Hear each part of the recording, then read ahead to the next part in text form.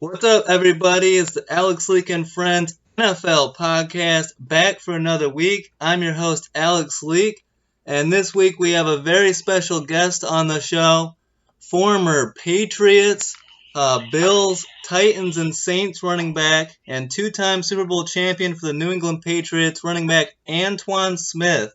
Thanks so much for coming on the show, Antowain. Hey, no problem, man. No problem. So for those of you that don't know, Antowain Smith played 9 years in the NFL. He was the Patriots' workhorse running back and finished as a top 50 running back in NFL history in rushing yards and rushing touchdowns. I was a big fan of your running back style, always looking to deliver the hit instead of receive it, and always falling forward for those extra yards. Man, at my size, you know what I'm saying? I couldn't do nothing but run hard and try to fall forward. At 6'3", 235, big backs, hey, that was my motto. I'm going to get you 3 yards in the cloud of dust. Yeah, and the guys had to double, second guess about making a tackle when you're coming through the hole. Yeah. Go ahead. Okay, so let's start at the beginning.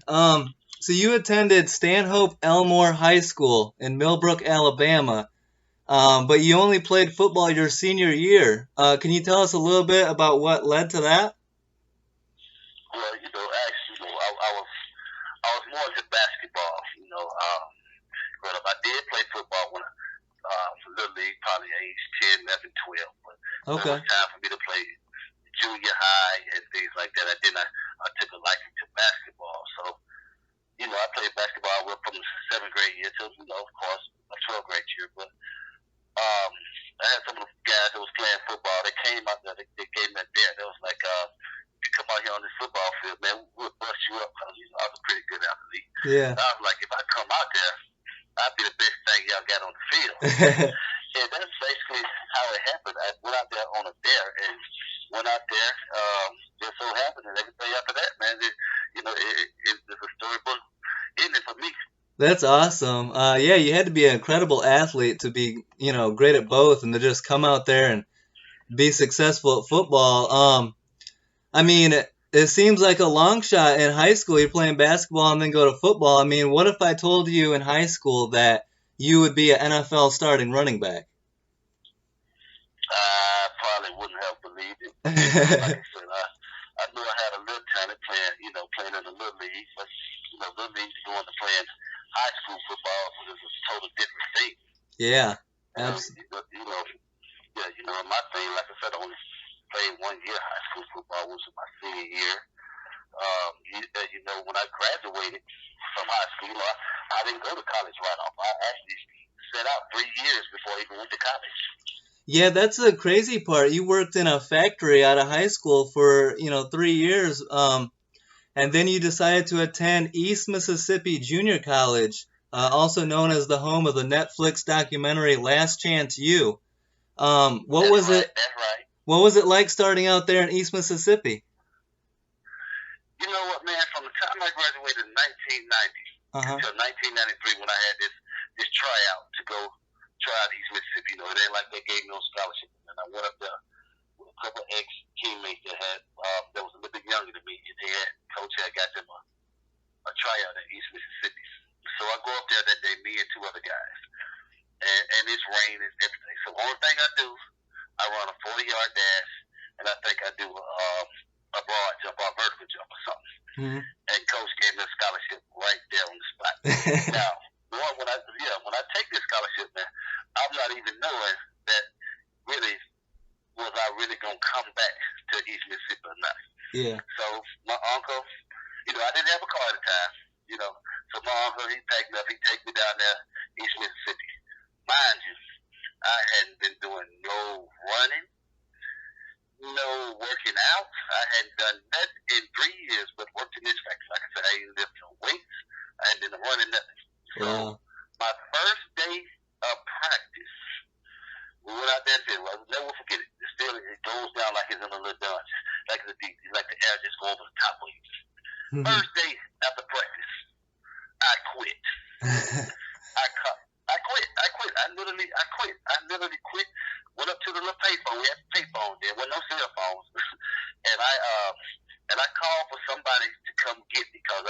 car.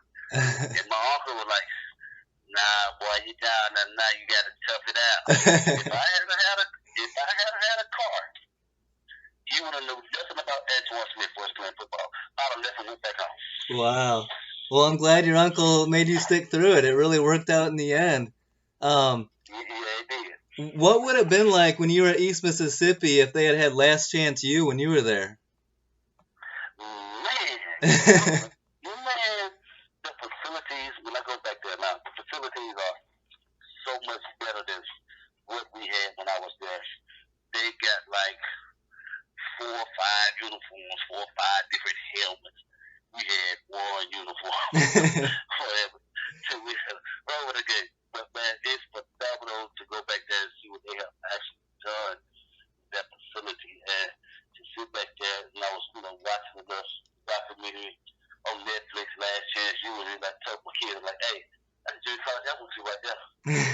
No, you did? I said, no, for real. That's East Mississippi. That's Last Chance U. I said, that's a JUCO that I went to, and to see that they have went on to win, I guess, multiple national championships since I left them. It's really good to see them doing good, though. Yeah, that's crazy. It's nice to see them doing a lot better. I mean, you showed out at East Mississippi. You were JUCO All-American running back.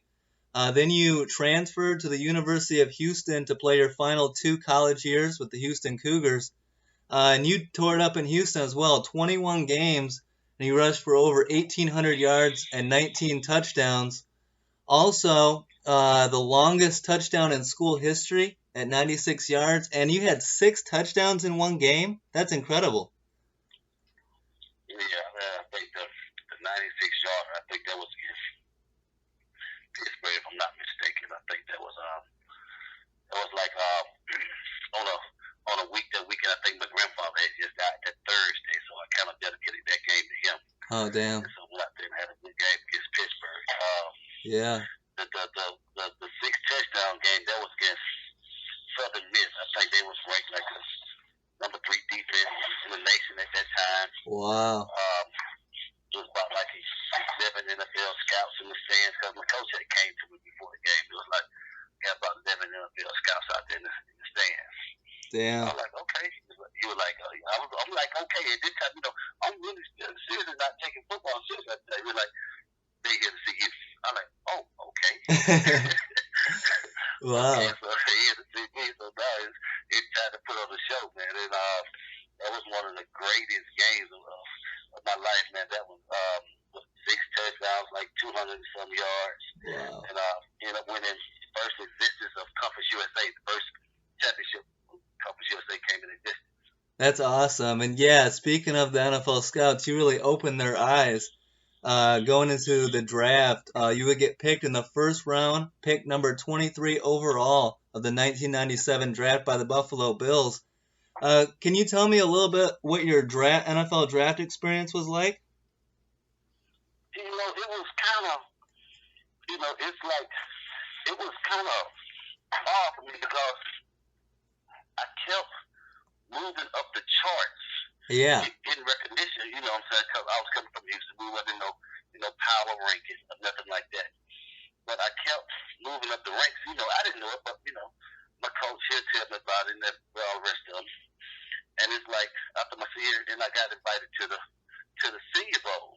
Okay. And I think that's when I really turned heads was at the Senior Bowl because now you played against all the guys from the Florida states, the Alabama, the Clemson, the Michigan, the Ohio States, and so you get a chance to gauge yourself against top competition because the Senior Bowl, it's full pass, it's getting it on because they want to see what you got. Yeah. The game really ain't nothing. All the emphasis is on practice.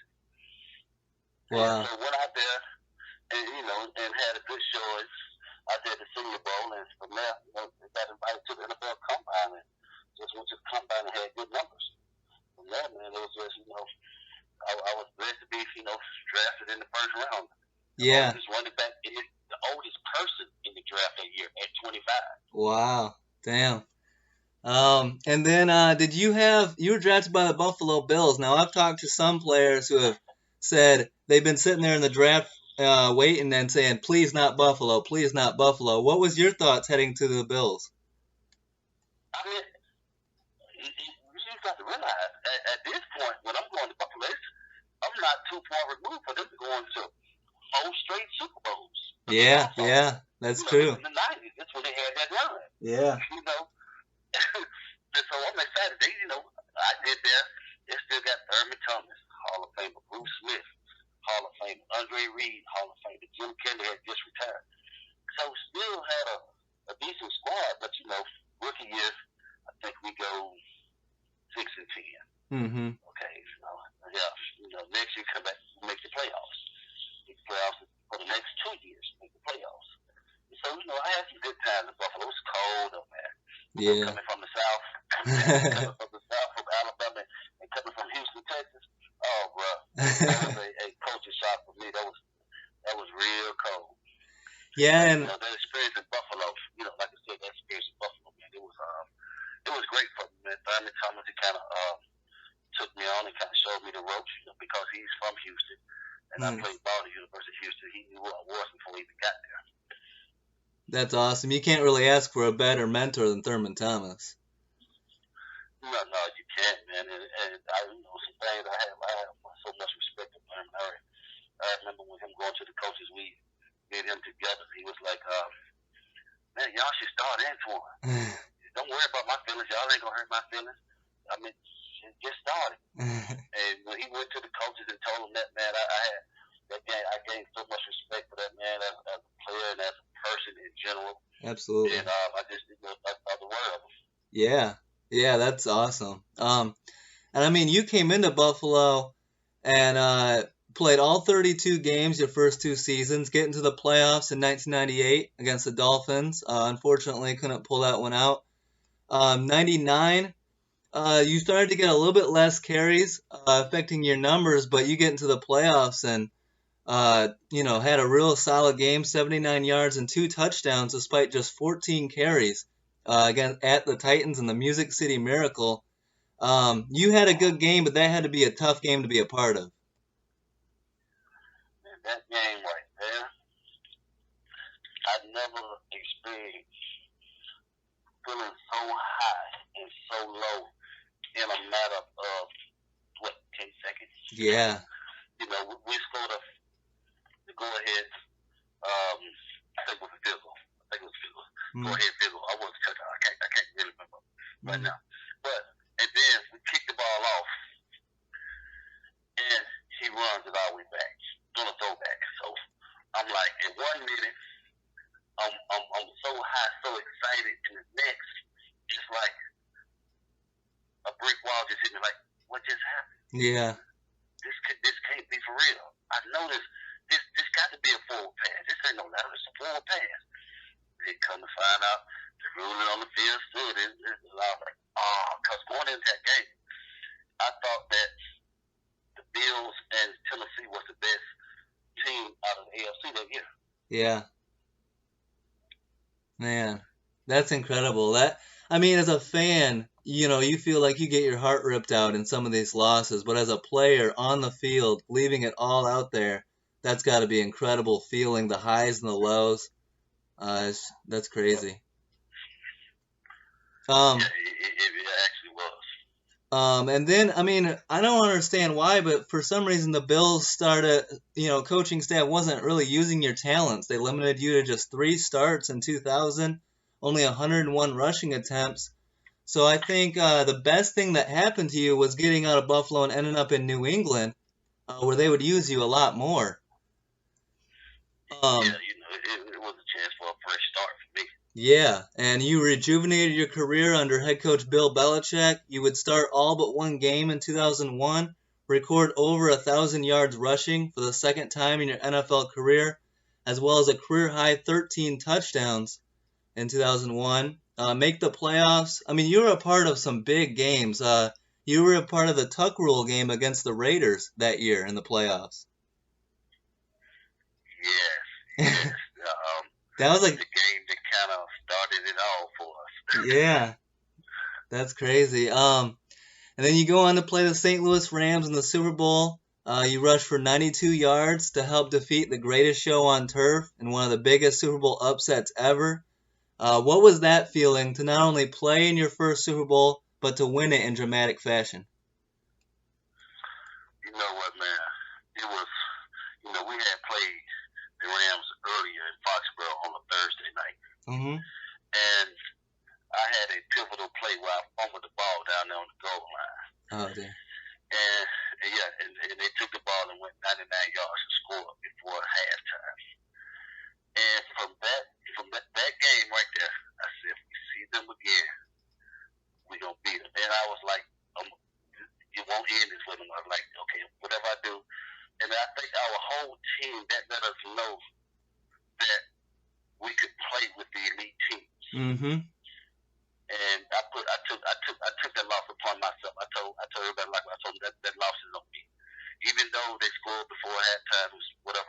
But I say I'm the reason that we lost that game. So, I just want to see the Rams again and just, so I just kind of redeem myself. Absolutely. And I think the whole team kind of felt that way because like I said, that game, that was the last game we lost that season. But I think that game showed us that we could play with anybody in the NFL. And, from that game, we just started gaining momentum. We gained faith in each other. We believed in each other. And we just went off on a run. Yeah, and that's great leadership on your part. I mean, that needed to be a big upset to beat the Rams in that Super Bowl. You needed to play keep away from that great offense, and your running game, you busting out a couple big runs here or there, keeping them off the field, was a huge part of winning that Super Bowl. Go ahead. Yeah, and then 2002, you would have another solid season with the Patriots, combining for over 1,000 yards, 8 touchdowns. The team would finish 9-7, just missing out on the playoffs. An interesting note on the Patriots' franchise dominance: 2002 was the last time the Patriots have failed to win at least 10 games, and also the last time a Tom Brady-led team failed to win the division or make the playoffs. What a run of dominance there in New England. Why, in your opinion, is New England so good year after year after year? Well, it's gonna start all at the top, man. Yeah. It's gonna start with the owner of the team, and it's gonna start with Bill. It's gonna start with Coach Belichick. Yeah. He gets the players to believe in his philosophy, which is we don't have no individuals, no superstars on this team. We one team, we one heartbeat, and if you don't see it that way, he's gonna get you out of there. Yeah. Like just him. And at this point, you can't argue with his ways because he's been doing it now for 2 decades, been on top. Mm-hmm. Been successful. Yeah, and you made a really good point, I think, on another podcast where you said that Bill Belichick is really great at, if you're in the doghouse, if you're in trouble, he's not just going to let you, be out of the loop. He's not going to be like, oh, you're in trouble, you don't get to know what's going on. You said that Bill Belichick's the type that will sit down with you and have an open conversation and tell you what you're doing wrong so that you can improve and get better and get back on the field. Yes, and that's what I love about him as a coach. Mm-hmm. If you're in his doghouse, you know why you're in his doghouse. You don't have to wonder what you did. He's going to let you know and go ahead. And you can only respect the coach that. You don't want no coach. He fell out of favor with you. You don't know why. You wondering like, what I do? Yeah. I'm just not his type of dude, but he'll let you know. Yeah, that's very cool. Yes. That's... Yeah, I remember when against the game against Miami, when it was another game, he came back to me after, sent me down a couple games, like 2003 season. Sent me down because, we brought in Mike Cloud. I think that Mike Cloud, Kevin Falk still had Patrick Pass, and somebody else. But, and when it was time for him again, he came back to me like, you ready now? It's your time to make yourself known. It's your time here. Mm-hmm. I'm like, I got you, man. I'm ready. Yeah. And you can't do but respect that, man, as a player. Yeah, absolutely. And yeah, you can tell that he has everyone's respect throughout the NFL. In 2003, you played in 13 games during the regular season. Your numbers were a little bit down, but the team had great success, going 14-2, and made it back to the Super Bowl this time against the Carolina Panthers, which is one of my favorite Super Bowls all time. That was a great, very well played game. You rushed for 83 yards and a touchdown, and win your second Super Bowl. What was different about your second trip to the big game and winning it the second time around? I think the first time we came out of nowhere. Yeah. And that team was a bunch of, just say, castaways. Yeah. On that first team. You know, you had myself, and everybody was always, Belichick about him going bringing all the players from the Jets over to the Patriots. They and Coach Williams with the Jets. Mm-hmm. You know, so, and that team just gelled and did things. I think we kind of laid the foundation of what, what it's going to be about and how it's going to be. I think the teams that came after that, because child loss, great leader. You know, the first one, Brady, he just a puppy.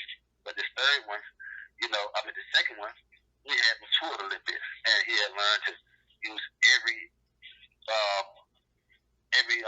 individual every weapon that he had, whether it's myself, Kevin, whether it's the tight ends, whether it's catching, hitting Vrabel when he was in that playing tight end. Yeah. Things like that. So he had matured, so much. And that team right there, once we got on the road, we had got Rodney Harrison at the time. Great leader in the backfield. Yeah. Great leader. And we had some hell of a players on that 03 team. We weren't really sneaking up on nobody like we did in the first one. Yeah, going 14-2, and that's one thing about Belichick that I really appreciate is his ability to see talent that other teams maybe are missing out on, and to take players that one team's not using to his full potential, bring them over to New England and get the most out of them. And he's done that so many times, taking players out of the division. Another example, you coming out of Buffalo, staying in the division and having a career year in New England, and multiple years. He's the master at that, man. Yeah. And the one player that I think he did that with was with Randy Moss. Yeah. Because at the time when Randy left Oakland, people were going to Oakland to retire. That was the end of them. Warren Sapp went there. He was gone. Couple more guys. I'm serious. People was going to Oakland then that really just to retire. And so Randy was just, everybody thought he was washed up, thought he wasn't. And actually, if you look at some of his games and look at what he did, his numbers in Oakland, he really didn't do that. Mm-hmm. But when he got to New England, got with Tom and Bill and learned and felt rejuvenated. Bill got the best out of him because he's gonna do that for anybody. Yeah. He's gonna get the best out of you. I tell you that. And people always look at him as a defensive coach, but he is really a all-around coach. He knows what you do on offense. He knows what you do on special teams. And if you think he's not paying attention, go out there and make a mistake and watch him call you out on it. Absolutely. Yeah, it's nice to see that he's not just focused on his specialty. He wants to know every part of the game, and he's got a great pulse on the team and all that. So he's a hell of a coach. I agree. Then you would move on from New England in 2004 and 2005, playing for the Titans and Saints respectively. How did your time compare with these two franchises compared to New England and Buffalo? Well, you know what? You take something from each experience. Mm-hmm. And when I went to Tennessee, I got a chance to play with Steve McNair. Yeah. One of the toughest quarterbacks that ever played the game. Mm-hmm. And you pick up a little something. And at the time, Jeff Fisher was the coach, so you learn a little something from each player and coach along the way. Even though we wasn't as successful as I was in New England when I went to Tennessee and New Orleans, but it still, it was a chance to to be around some great players. So like I said, Steve, like I said, you had Samari Rose at the cornerback on the defensive end. You had was that Keith Bullock at the linebacker. So you had to be around some great players, man. Like I said, even though we didn't win as much, though, but it still was a wonderful experience. And every year counts in the NFL, as everyone says, the not for long league, and so the longer you can last, and even you coming in a little bit older, and you lasted 9 years in the NFL, that's very impressive. That's a blessing. Yeah, and then you would end your career back in Houston with the Texans briefly, and even have a tryout with Bill Parcells in Dallas, and then you would call it a career. Looking back, I mean, a great 9-year NFL career, 131 games played, more than 7,000 combined yards, 54 touchdowns, and 2 Super Bowl victories. How do you look back on your career, and what do you remember most? What do you think about your NFL career? I just say, not as from a kid coming from Millbrook, Alabama, who never really took football serious, and to be a 25-year-old man getting drafted to play football. First round, your odds are already against you. At 25, you come in at a late start. To last 9 years, hey, I got to give myself some credit. Absolutely. That was just, that's just being out there, being accountable. Of course, having some great teammates along the way. And I got a chance to make a little money, and I got a chance to reach the top. You want to win the big one. You want to win the Super Bowl. You want to get there, you want to win it. So I got to the Super Bowl 2 times, and I won it 2 times. I can't ask for nothing else. Absolutely. Yeah, that's awesome. And then recently, you said, I believe it was in February, you were talking about Tom Brady as the greatest. You said, quote, the greatest athlete of all time? That's debatable. But to me, he is my guy. I'm going to ride with him.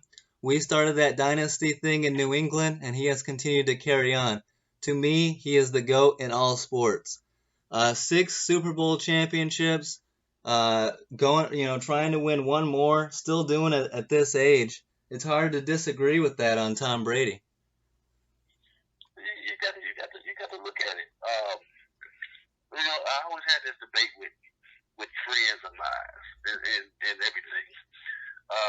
I keep telling them, I say, Tom Brady has done the most with the less talent around him at the wide receiver position. I tell them it all the time. I say he has done the most with the less talent around him. I say the one time that they gave him a bona fide number 1 receiver is when they gave him Randy Moss. I said, look what they did to him. Yeah, and they broke all the records. Yeah, they went undefeated even though they lost the Super Bowl. But that was the first time he had a legit number 1 receiver. And look at the number that he put up. Yeah, absolutely. Yeah, breaking records with him. Yeah, I agree 100%. Now, what are you up to these days, Antowain? Oh man, really?